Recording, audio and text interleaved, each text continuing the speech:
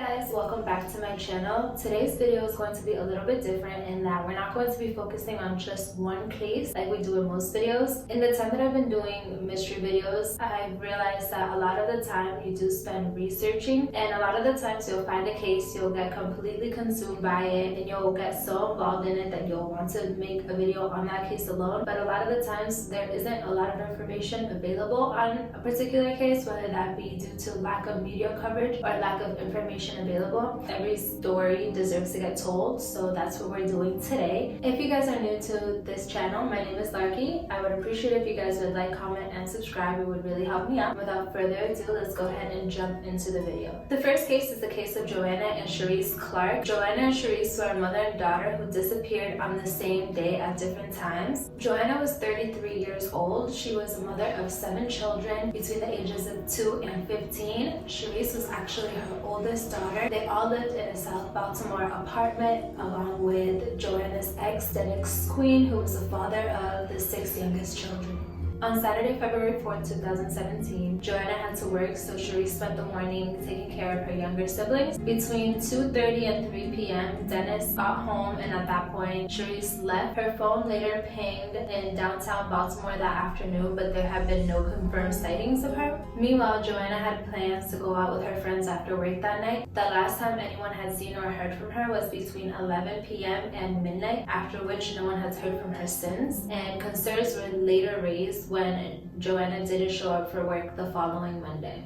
Some people were immediately suspicious of Dennis because he had a violent history. He had gotten violent with Joanna before, and at the time of the disappearances, Joanna had a restraining order against Dennis. Dennis claims that he was at home that night. He says that he was drunk and he was sleeping. He claims hearing someone come home around 11:15, but he couldn't remember exactly who it was. Now, if you guys remember, Dennis was the father of Joanna's 6 youngest children, but he was not Cherise's biological father. Cherise actually had no type of relationship with Dennis. She did not like him, and she did not like being home when her mom wasn't around. She actually told her mom that Dennis had made sexual advances towards her, and once Cherise made her mom aware of this, Joanna completely ended the relationship and had told Dennis that he had to be out of the house by February 4th or she was putting his belongings out on the street. February 4th was the day both ladies disappeared. Since then, Dennis has refused to take a polygraph test, and police have not named any suspects or persons of interest in the case.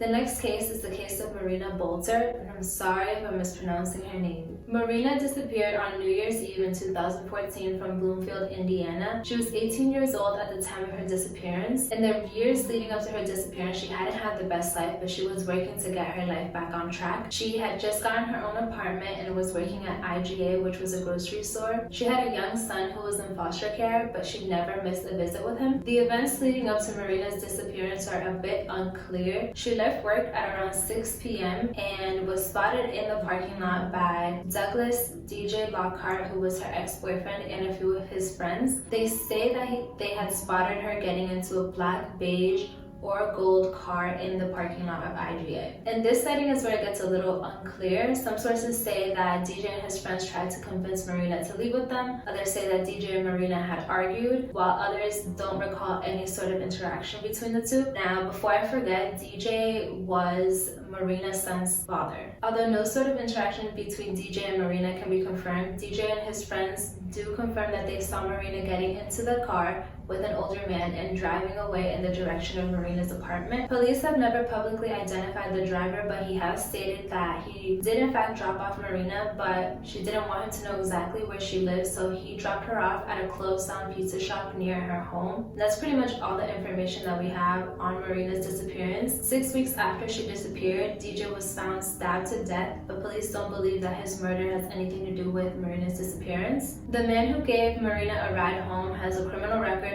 for abduction and rape, and there was even a man who was practically Marina's neighbor who had charges against him for torturing and murdering a young girl, but police have never named any suspects or persons of interest in Marina's case. The next case is the case of Michael Dillard. Michael was 15 years old when he disappeared from his home in Calvin, West Virginia.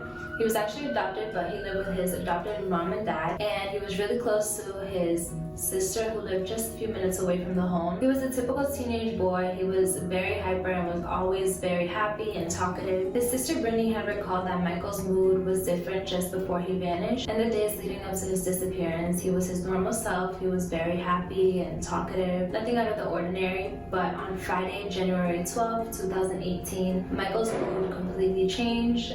After school, him and his mom headed over to Brittany's house and he barely talked to her. This was out of the ordinary because being that they were so close, Michael would talk to Brittany about anything that was really on his mind. So she recalled that interaction being a little bit off. After the visit, Michael and his mom drove back to their house. At around 4:30 in the afternoon, Michael was helping his mom unload some things from the car into the house. At some point, Michael dropped everything and just ran to the back of the house, and he has never been seen since. At first, Michael's mom didn't really realize what was going on, but after some time of realizing that Michael was nowhere to be found, she began to get worried. She called Brittany over to help them try to look for Michael, and at 5 p.m. police were officially called to help with the search. The search efforts were urgent that night since there was a storm headed into the area that brought in rain and later turned to snow. Temperatures even reached 22 degrees below zero that night. The search continued until 6 the next morning, but there were no signs of Michael. A week and a half later, Michael's jacket was found just 300 yards away from the home, but it was not muddy or ripped off. It literally looked like someone had just taken it off. Everyone hoped that some sort of clues would come up in the spring when the snow had thawed, but no additional clues or information has come up in Michael's disappearance. The next case is the case of Brianna WOLGRAM. She was 19 years old at the time of her disappearance, and she was very sweet, shy, and soft-spoken. She lived in the town of Revelstoke, British Columbia, in Canada, with her parents. She kept herself busy with school and work. She actually had 2 jobs. She worked at McDonald's and at the Old Frontier Super Safe gas station on the Trans-Canada Highway. Just before she disappeared, she had gifted herself a black Acura Integra with gold rims, and that was like her pride and joy. Brianne disappeared on September 5th, 1988. She was last seen between 11 and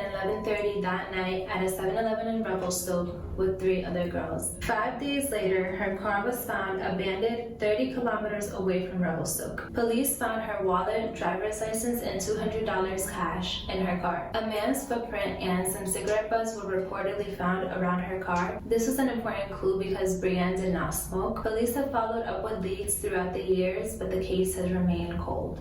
The next case is the case of sisters FALOMA and MALEINA LUHK. MALEINA and FALOMA were 9 and 10 years old when they disappeared. They lived on the island of Saipan, which is the largest island out of the Commonwealth of the Northern Mariana Islands, which is part of the United States. They lived in a village called Azteo with their grandparents while their parents sought out work outside of Saipan. Their parents were separated and their mom lived in Guam, and their father lived on the island of Pohnpei, which is part of the Federated States of Micronesia. On May 25, 2011, the girls disappeared as they were waiting for the school bus in the morning. The bus was set to arrive at the bus stop in Azteo at 6:30. Both girls were spotted waiting at the bus stop at 6:10 in the morning, but they never made it to school. Their grandparents did not notice that the girls were missing until the girls didn't return home from school, which was at around 3:30 that afternoon. The police were called at around 5:30 and the search officially began. Police have followed leads to Hawaii, Oregon, and Washington State and are hopeful that the girls are alive, but the case has still remained unsolved. The last